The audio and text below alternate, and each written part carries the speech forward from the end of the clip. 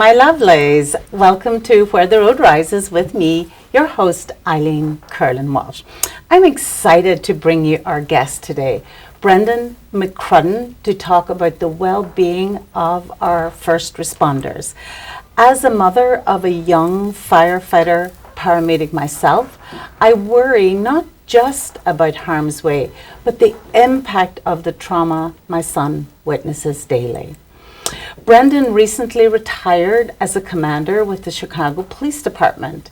After 25 years of service, he was keenly aware of the importance of keeping first responders mentally and physically safe. Brendan worked in peer support as an officer and upon retirement joined the Well Resource Center as Director of Development.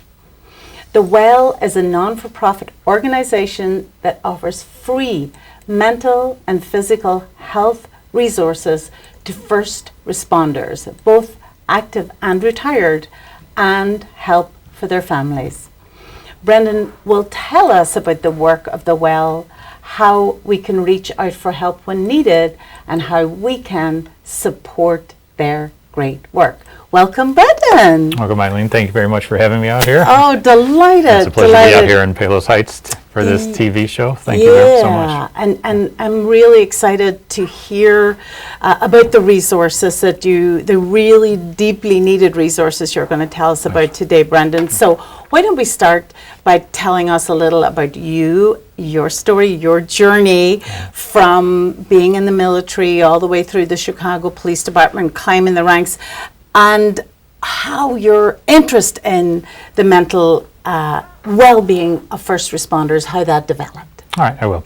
So actually, my parents were from Ireland, and I was very happy to be in this country and a part of it, so I joined the military right out of high school, and I did that service. Originally, I thought I was going to be a teacher, perhaps, but I was always interested in law enforcement. My family's side in Ireland, I think we had some folks in the police department and the Garda, and so it was something I was interested in. I remember being a young child and having my uncle driving up and turning the lights on with his squad car at the Garda, and so that was nice. I always thought that the police and first responders stood for something, that they were role models, they were helping people, so I wanted to be a part of that as well, too. So I applied for the police department. I started with the old Chicago Housing Authority Police, which was working the housing projects on the south and west side of Chicago, which was quite a challenge at the time, right? What a start to your career. Yeah, it was. But then as that they started to tear the developments down and move folks out, I went to the suburbs for a couple of years. I was a police officer up in Rolling Meadows, which I wasn't even sure where that was when I took the test, but my dad used to take me out to Arlington Park Racetrack, and so when they said, oh, it's right next to the racetrack, I was like, okay, I know exactly where that was.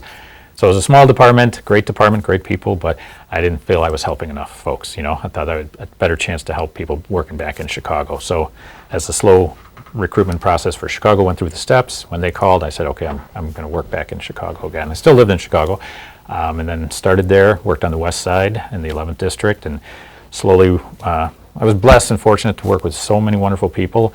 I was a detective, I was on the SWAT team, I became a sergeant, a lieutenant, a commander, worked all throughout the city. Very lucky to have that experience being all over the city. One of the reasons I became involved with mental health was my first partner on the job, actually. We worked together. He was my field training officer. Later he became a sergeant, so I worked for him as a sergeant. He took his life, which was very unexpected because he always seemed to be well-adjusted, happy guy, had a good sense of humor. We would laugh and talk a lot. But as we had different assignments, I was less in touch with him, just because of the way our job works, different shifts and different days off. So I hadn't talked to him in a little bit, and then I found out he committed suicide, which was an absolute shock to me. I was angry and upset. Like, why would he do something like this? Why wouldn't he reach out?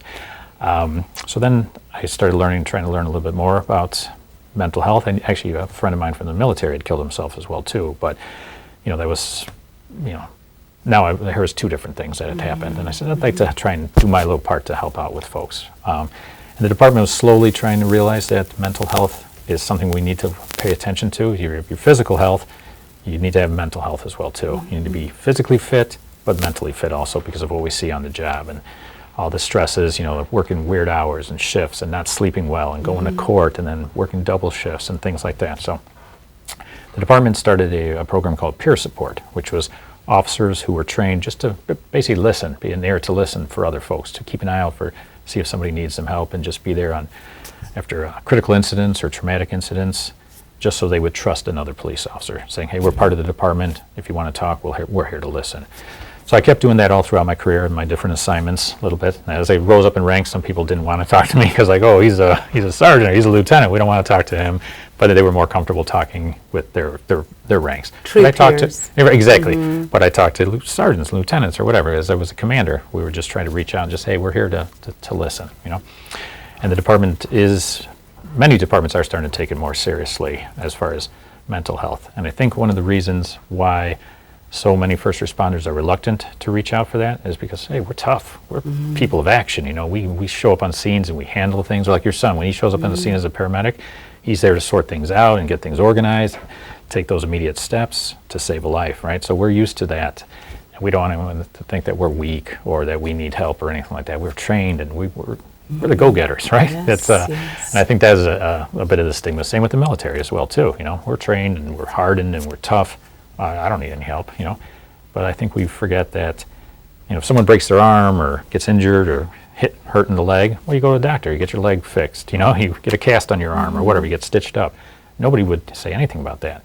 We have to remember that mental health is just as important as the physical health. So that was what got me involved in that stuff. Now, if I can move on to the Well Resource Center, right? So the Well Resource Center, I found out about it as a district commander. This was during the COVID-19 phase. So a guy came to the station and one of the officers introduced me and he said, hey, this is a guy, his name is Matt Blair. He's a pastor.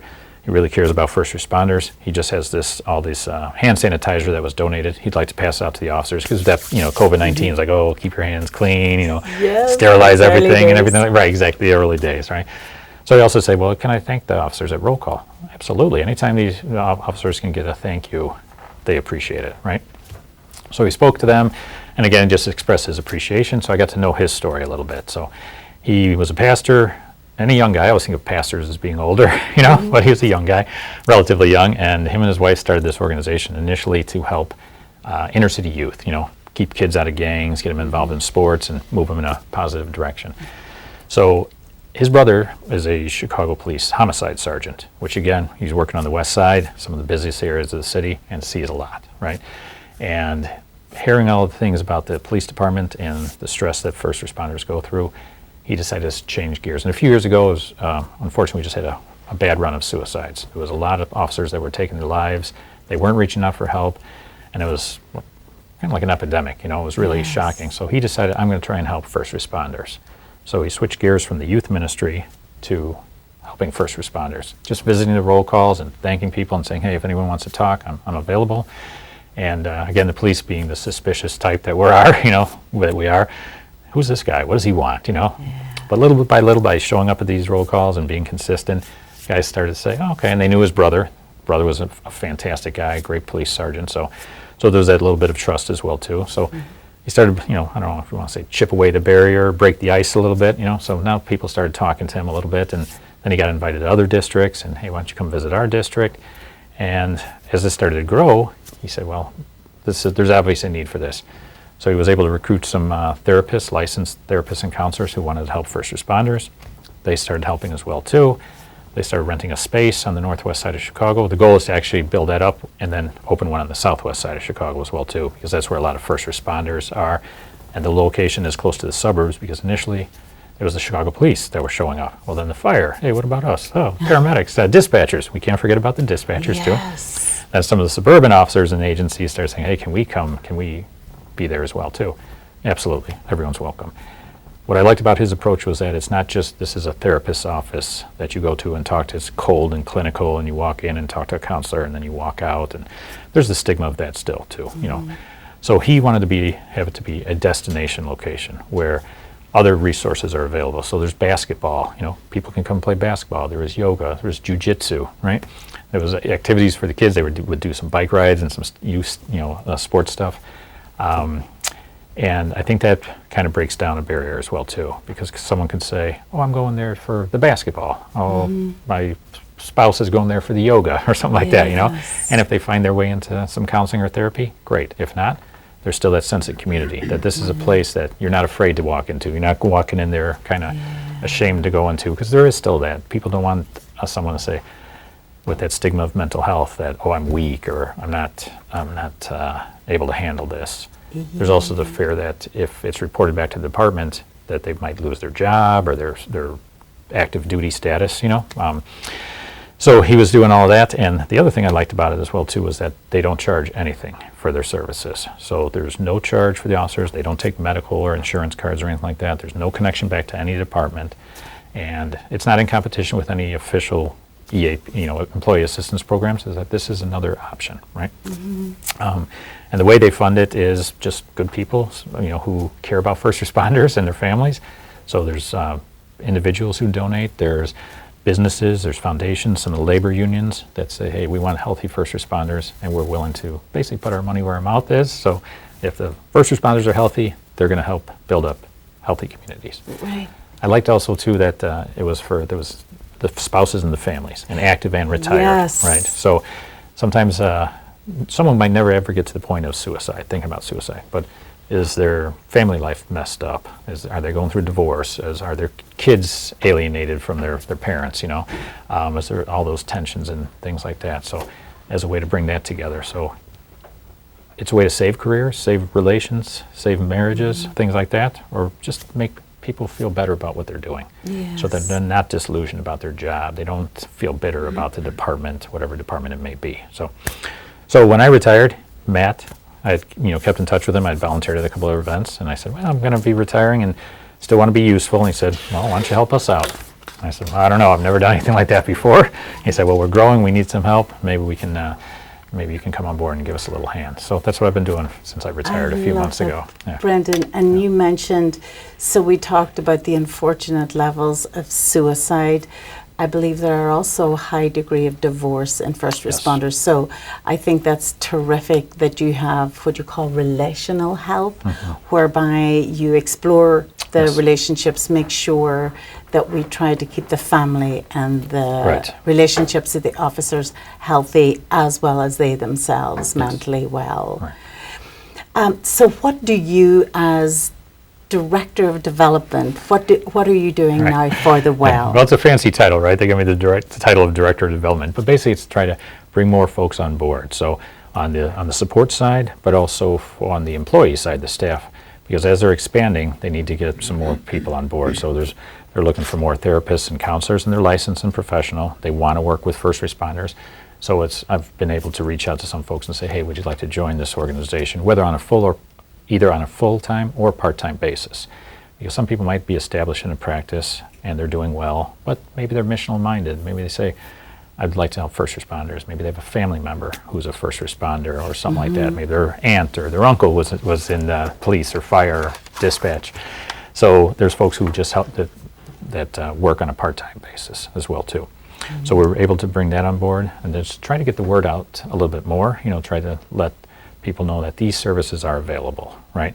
So we go to roll calls, and we visit the roll calls, we visit other departments, and just let them know that, hey, this is something that's a resource. You might never need it, you might be fine, but maybe you know someone who's not doing so well, right? Maybe that partner you had, he's going through some problems, and you can see maybe he's drinking too much, or maybe he's telling you about there's problems, issues with the families, or things like that.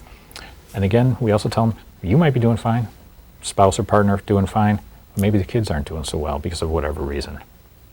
The services there are open to the family as well too. So.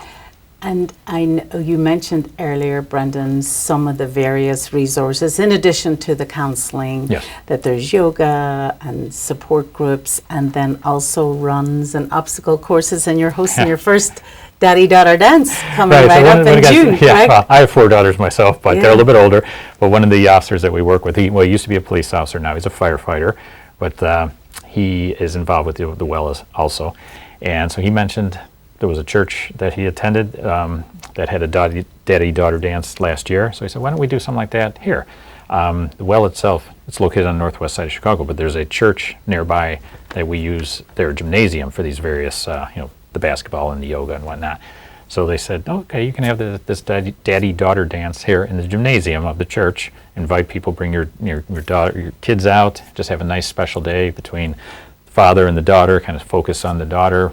You know, there's face painting and dancing and all these little things just to keep them occupied and keep them engaged. But it's a nice chance to build that community as well too. A special day. You know. Absolutely. And I love the name, Brendan, because the well just has the connotation of life-sustaining water, as well as just well-being. Right. Well, when I first heard the well, I thought it was a tavern. You know, oh, go to the well.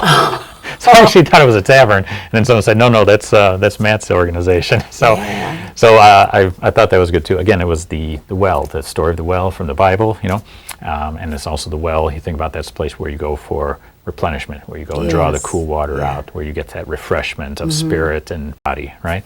And I don't know if anyone can see it, but this is the well logo here, and it shows a well. And sometimes people look at it and goes, what is that, a stack of pancakes? You know? And so I was like, well, maybe it looks like that a little bit, but that's actually a well, and the idea is you go to the well to meet and get replenished. And I think even you could extend the metaphor further in that it's sort of hidden, so the resource doesn't have to. It's very discreet, very private. Something you draw up from. I love that. And what are some of the ways that we can keep ourselves healthy in mind, body, and spirit? What have you learned from the organization? I think one of the things is just to recognize that it's so important to be mentally healthy, right? And there's that stigma of, oh, crazy. If you don't feel right in the way you're thinking or your emotions or depressed or grief, something like that, oh, I'm crazy. We'd like to get away from that stigma. That's not that.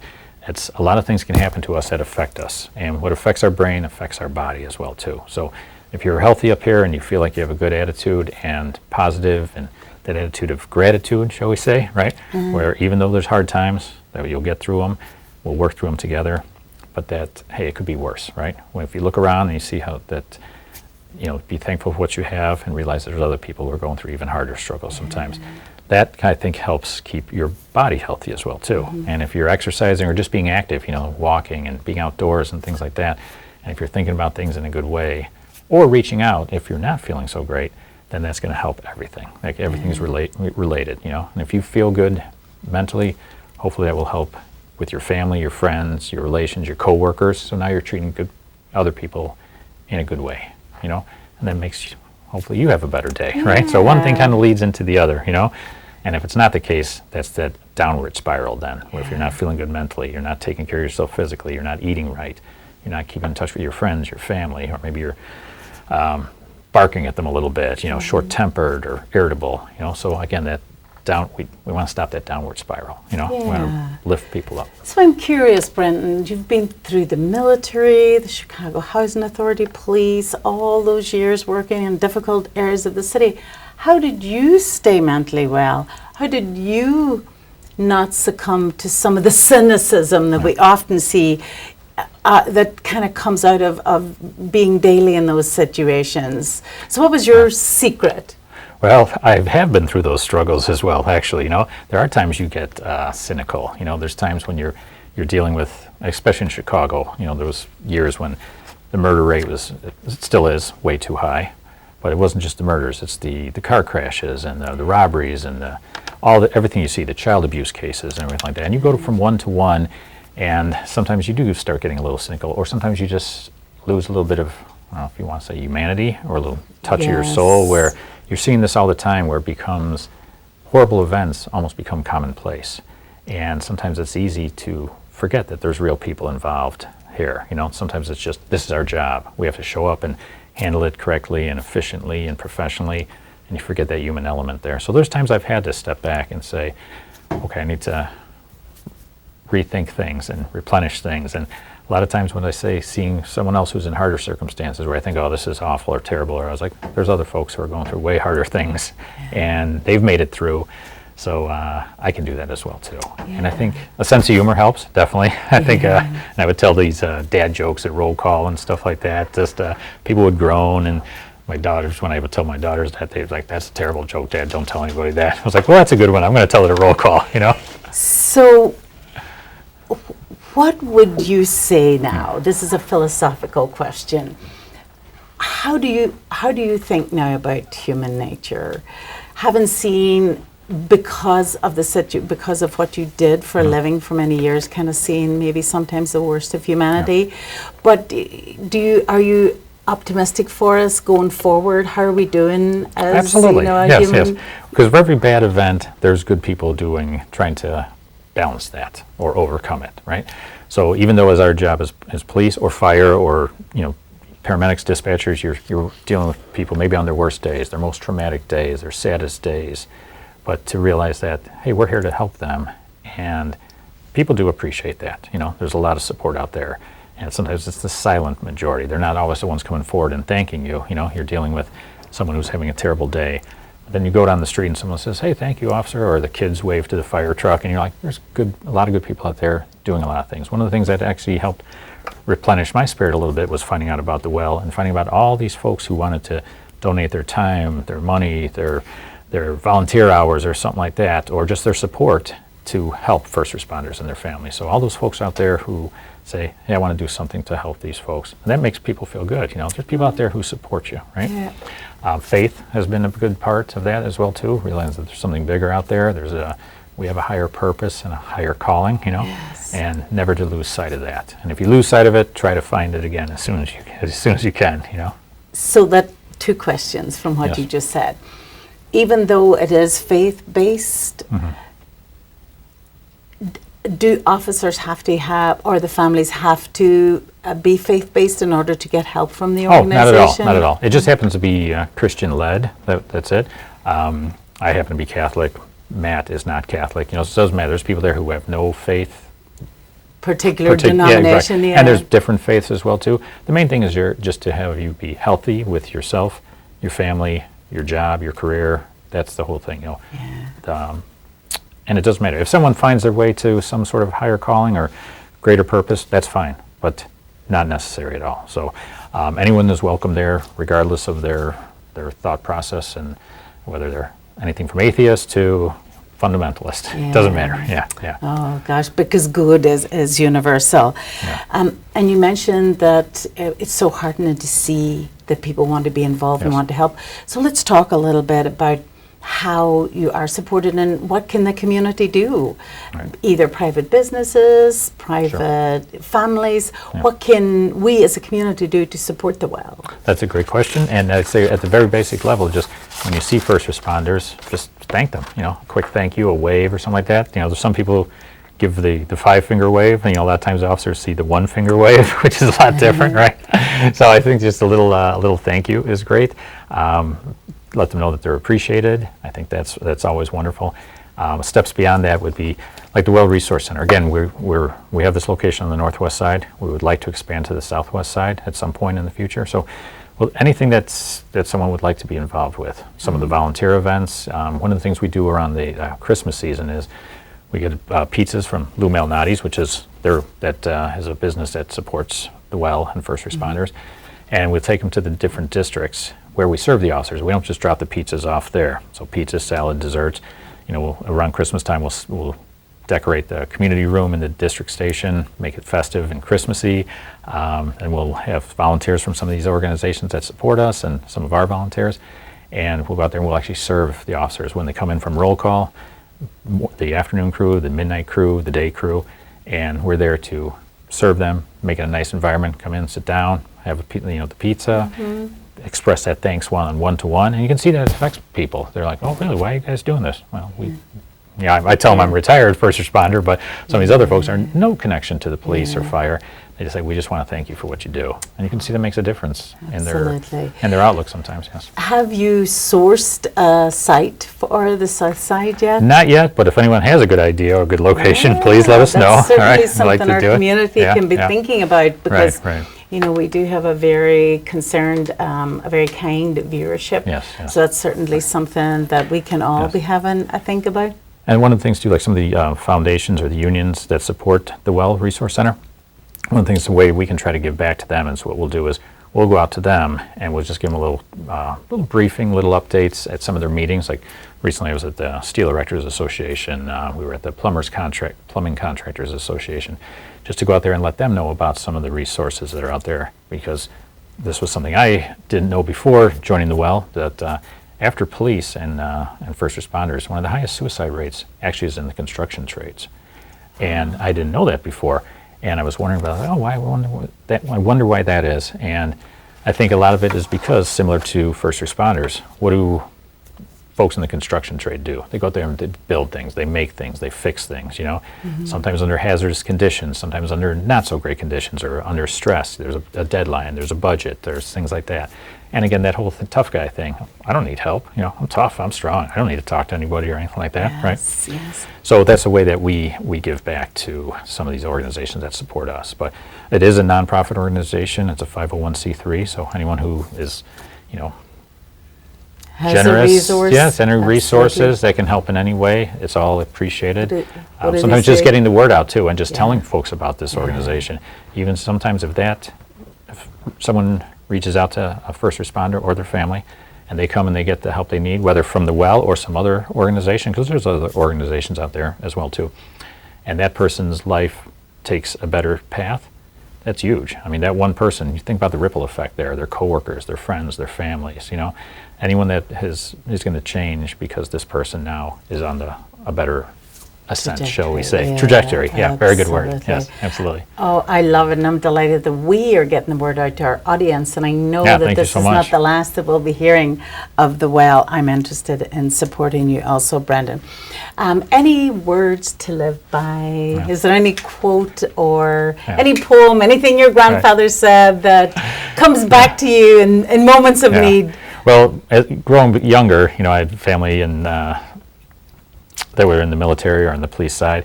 And years ago when I was younger, I remember a psalm that started with, blessed be the Lord who trains my hands for battle. And I thought that was, that's a cool one. I'm getting ready, I'm getting trained.